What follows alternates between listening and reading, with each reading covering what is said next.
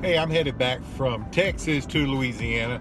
I spent the morning meeting with a potential new land agent, and I enjoyed doing that. And I was kind of looking forward to meeting with this particular guy because of the area that he could work and represent in Texas. I was really interested in that. So, anyway, got to visit with him, and I was just thinking through, man, I sure hope he decides to come on with us.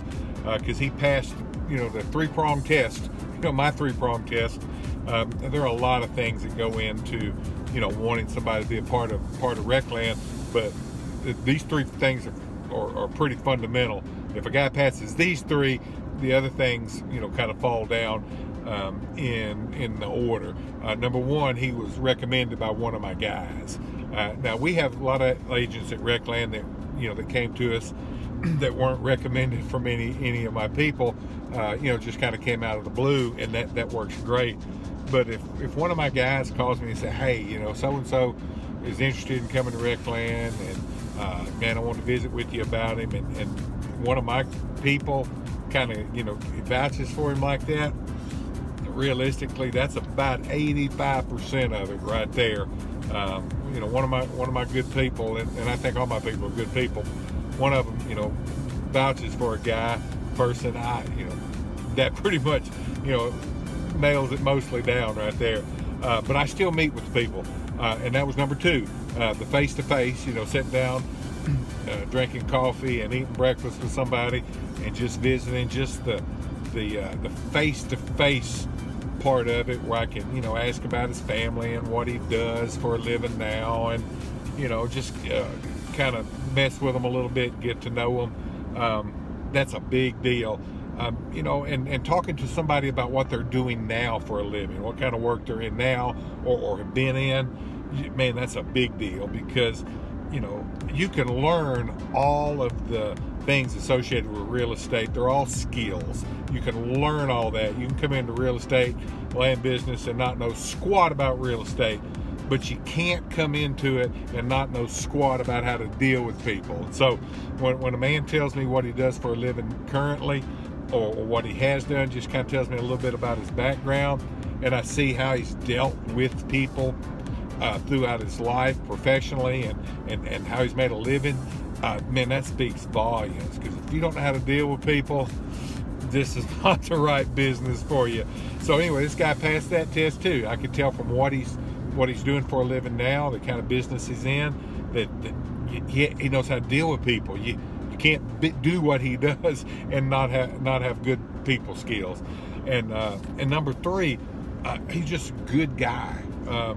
All the little questions you ask in the conversation you have to get to know somebody, you kind of get the sense of the kind of person they are, and I put a lot of stock in that. I'm 3/4 smart aleck. I've never outgrown it. Deep down I'm a nice guy, but man, I'm a smart aleck. I just have fun messing with people and joking and jabbing, and especially with guys, and the ones that can take it and then jab back, and you can tell that's kind of who they are. You can tell they know how to be easy with people. They don't take themselves too seriously, and just that kind of rapport goes a long way. Where everything is, drop dead serious, and you can't laugh at yourself, or you can't have a little fun, even in serious in the context of serious things, and land transactions, multi-millions of dollars. That's serious business.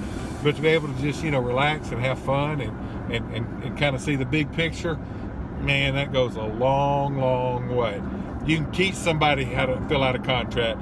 You can teach somebody how to use various electronic devices and software and apps and all of that we use in our business, but you can't teach somebody how to be a good guy. So anyway, man, I was excited to meet with this guy. It went real well. Hope he comes on board. I got a feeling he is, and I'm really going to look forward to that. So, hey, I know some of you watching our videos, you're in the real estate business yourself, and some of you brokers, man, shoot a text or an email to me. If you're watching this on YouTube or Facebook, put something in the comments. What are some of your criteria for making a decision to ask somebody to come on your team? So anyway, that's what's going on. Bye. It's your world, bro. I'm just passing through. You leave me alone, I'll leave you alone.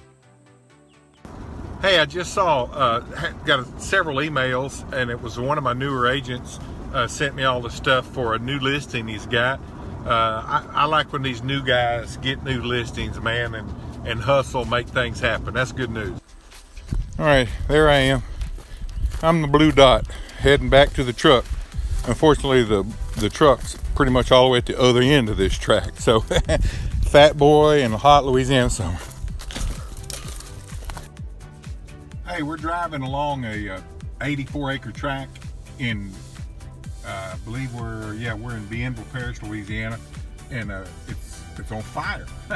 But it's supposed to be on fire. One of my agents, and he's a forester, Chris Bordelon, has a business in his forestry business, and he does controlled burns, and so we're out here looking at one right now. I actually got some drone footage of it too. It's kind of cool.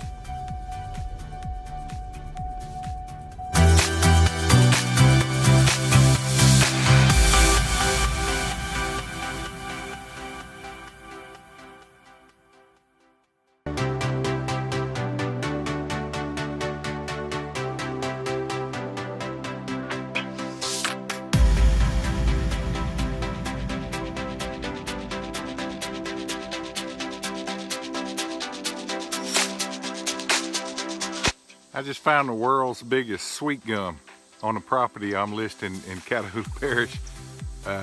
It's got to be 5 feet through that trunk.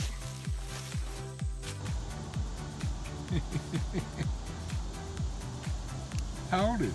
You reckon? Oh, a week or so? Yeah, can't be that too old. What a time sink. Having to do all this just to join a board.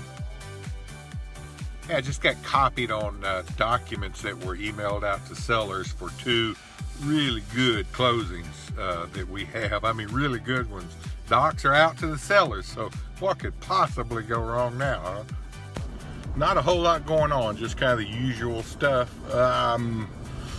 Just kind of see where the day goes today. To be honest, I don't have a set plan of 50 things I've got to do today, just kind of the usual business.